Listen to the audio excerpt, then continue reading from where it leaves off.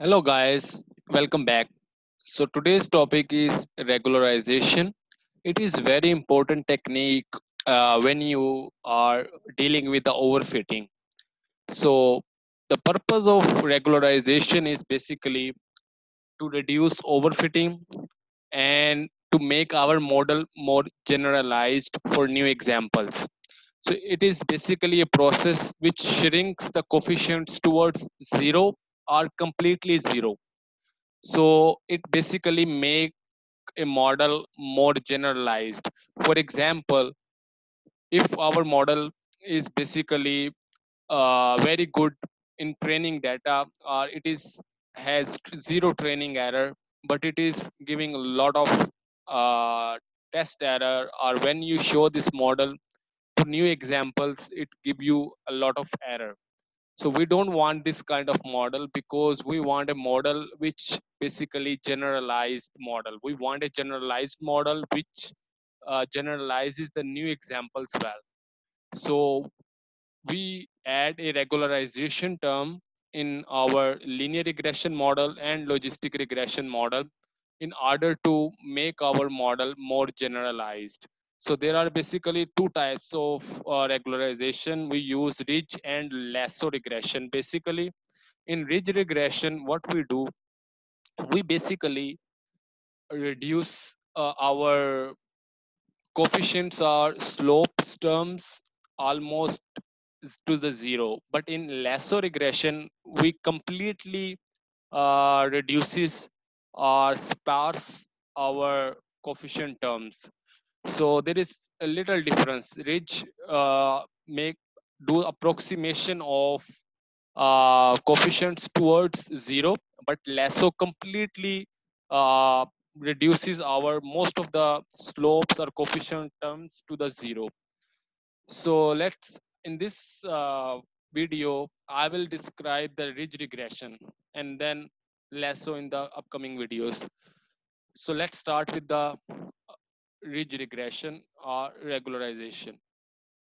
This picture basically I have shown you early that we don't want overfitting or underfitting of our model.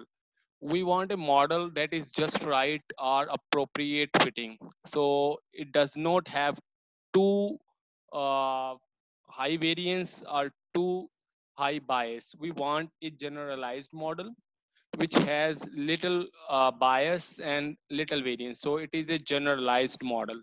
So we want to reduce overfitting, and we also don't want our model to be too simple. So let's go to the mathematical part and to understand how we are basically can reduce the overfitting and make our model a less complex and more generalized. So in this diagram, I'll explain you the first the diagram. Let's come to the diagram. I have basically drawn a diagram in which x1 and x2, there are two features for regression. So basically, it is a linear regression example where I have area and price. So depending upon the area of a house, I have different selling price for a model.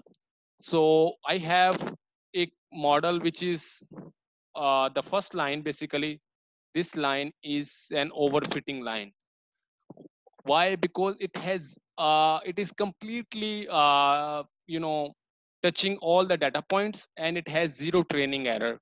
So this has zero training error. But once you show in new examples, for example here, and the new test example, it will fail on generalizing the new examples or test examples because it is biased towards this data set. So this is called overfitting. We want to reduce this overfitting. How we can reduce this overfitting? Basically, we need to reduce the slope of this model. How we can reduce? We will just change the line towards right in order to reduce the steepness of the model. So once you reduce the steepness of the model, So model will be able to give less error on both training and testing example. You can see this has less error as compared to this model. This model will are showing more error, testing error or generalizing error as compared to this line. So this line is a just right line. But if you will reduce the slope further, it will make your coefficients too small so that your slope or theta becomes equal to 0 or straight line. So it is also not good. So this line will be an underfit line. So we don't want an underfit line and we don't want an overfit line. We want a middle one, the second line, this one. This is a more generalized model or the best fit line, which is basically have less training error and less testing error. So mathematically, when you see the just right line has a quadratic line, this one h of x is equal to theta 0 plus theta 1 x plus theta 2 x square. This has only two features and basically it is a generalized and just right model. But if you have less number of coefficients, less features, it will become an underfit. We don't want this line too, because underfit line has more training error. We want less training and less testing error. And next model C, h of x, theta 0, theta 1 x, theta 2 x square plus theta 3. This is a very complex model which has a lot of coefficients involved. So this is basically an example of overfitting model. We want to reduce the, basically in regularization, we want to reduce these value of theta 4, theta 5 and theta 3 up to that amount, so that their contribution becomes negligible, so that we can basically neglect these terms theta 3, theta 4 and theta 5, and then we are left with only theta 0, theta 1 x plus theta 2 x square, only this one. So how we can basically reduce the amount of these slopes? I told you we need to increase a parameter called regularization parameter, lambda. We need to increase lambda. Lambda will basically reduces the slope of our model. It will move from line 1 to line 3. So as you move from line 1 to line 3, our slope will be decreasing. Slope will decrease as the regularization parameter increases. For example, the regularization parameter is 10 to the power 3. Then our slope is small, but we don't want a very high value of lambda 2 in order to avoid underfitting too. So we want a value which is just right or good for our model. So usually we take its value 0.1 or 0.01. So let's go and take the example and understand this concept in terms of cost function. So basically, we are going to reduce the amount or values of our coefficients either to 0 or approximately towards 0 by reducing the slope and making our model more generalized and just right. So as in linear regression, the cost function I have already shown you, it's y hat minus y whole square plus this is the basically our regularization term, and the lambda is a hyperparameter which is basically our regularization parameter which controls the amount, like how much we need to reduce overfitting. So it's basically a tuning parameter which we can change. It's in our hands, which we can change, and we can say how much we need to reduce the slopes or coefficients. So this first term is basically, we have basically two terms in this cost function. The first term is basically referred to our training error. this is very important concept. The first term is basically our refers to training error, and the second term is referred to testing error. We want a balanced equation which have optimized value of theta in order to reduce the cost, and we don't want more training error and more testing error. We want less training and less testing error. So the first equation shows the training error. If there is no training error, like in the first model, then y hat minus y is equal to 0. There is no training error. It's a best fit line. So it is an example of overfitting. So we don't want this. We want to introduce a little training error and little testing error in order to make our model generalized. So what we do basically, we take the slope square and multiply it with the lambda, and y hat is basically is equal to h of x. So this, we need to make a balance between training and testing testing term. So this is a training error term and this is testing error term. So we don't want zero training error. We want basically minimum training error so that we have a little bias and little variance. Now, how these theta terms are basically reducing, and we have a shrinkage of coefficients. So this is a cost function term. So I have already told you, when you use gradient descent method, the final equation becomes equal to theta plus is equal to theta negative minus alpha over m summation I is equal to 1 to n h of x minus yi x of j, plus this a new term. Before that there was no this not this term included. Now this time we will include the lambda over m theta. So this is basically our gradient descent term.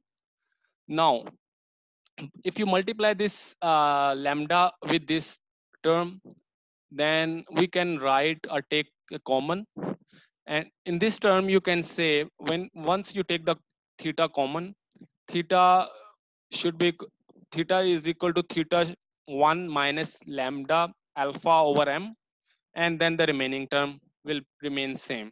Now what I want to show here, I want to show, like, if you calculate this term, if alpha is basically our learning rate, if you put alpha as 0.01, like, and lambda is also, like, if you put lambda as 10 and then divide with the total number of training examples, you can see the theta value, this whole term should be less than 1. 1 minus something should be less than 1. So as you can say, as the value of coefficient reduces. So as you keep doing iteration, the value of your slopes will be reducing. So we will penalize this value of slopes on every iteration. So after a certain time, we will get a optimized value of parameter when our function reaches to minimum point, which is also a gradient descent method in which when your function reaches to minimum, you get that value of theta.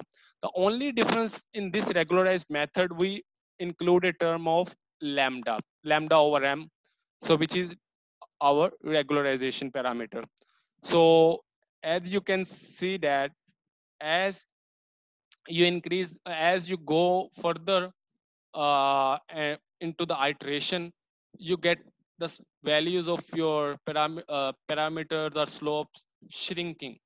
And as you take the square of this, when you get the parameter and then you take the square, it will further reduces our parameters, and most of the terms in this overfit model will becomes equal to 0 or maybe 0.00009 or 0.0000 something.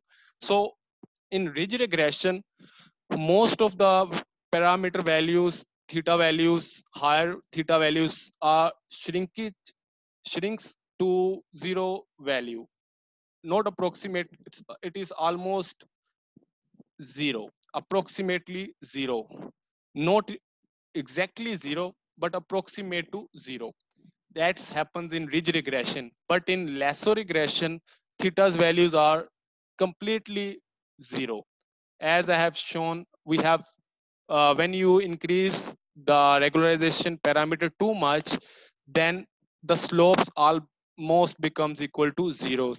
So we have a lot of zeros in terms of our coefficient in lasso regression, but we don't want to use lasso regression because we don't want to miss important features as well, as we don't want we want contribution of some of the parameters because they are important too. So we don't want like to remove all the features or lose all the features. We want to have some features too. That's why ridge regression is used commonly, because it reduces the overfitting, it reduces or shrink the coefficients, but it does not completely make them zeros.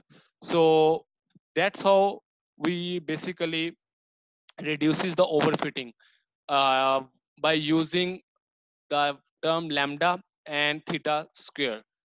And this overfitting model becomes generalized model.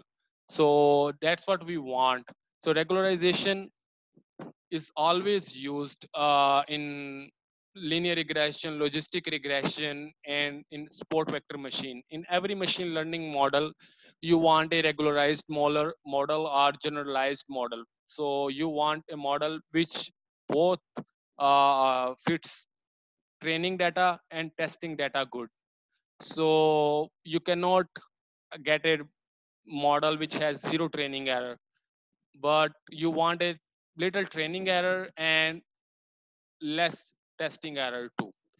So I have explained you this with the help of diagram and with the mathematical part too. So how these values of these coefficients shrinks to almost zero, but in ridge regression, in lasso regression, they are completely becomes equal to zero. I hope you guys have liked this and have a clear idea of regularization, how regularization works, and how what is a underfitting model and what is overfitting model, how you basically can reduce the steepness of your model or slope of the model by changing the value of regularization parameter lambda, which is also called a hyperparameter, and it is basically experimentally calculated lambda. You can have a balance, and you can have a you can do calculate this by using experiments, or uh, you can say empirically this is calculated. You cannot use it directly, it is calculated from by after experiments. I hope you guys have liked it, like this video, and just subscribe to my channel for further upcoming videos. Thank you so much, guys.